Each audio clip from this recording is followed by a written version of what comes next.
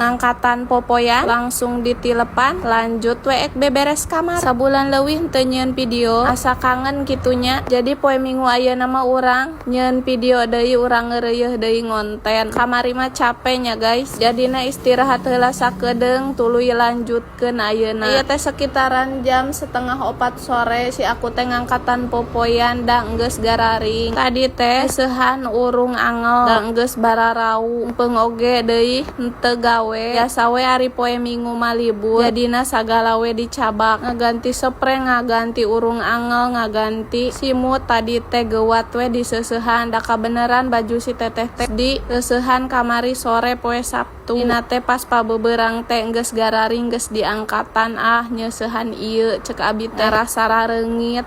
Ta ieu teh titilep dang oge geus erek beres tuluy we urang tuna we kana lomari ngameh rarikipnya guys. Ieu teh teu ditrika oge da pasti rapih soalna mun panas-panas ditilepan teh osok rapih. Tang geus kitu mah urang sapuan we ieu teh belah kamar. Da ieu teh lumayan ngareres najan tadi isuk geus di sapuan oge osok ngareres deui soalna ti luar ngararapungnya guys. Debu-debuna komo lamun samping imah osok ngadurukan sampah. Jadi si haseupna teh osok ararasup ka kamar jeung bararauh hapul. Ieu teh beberes kamarna geus beres geus heula we videona beak durasina.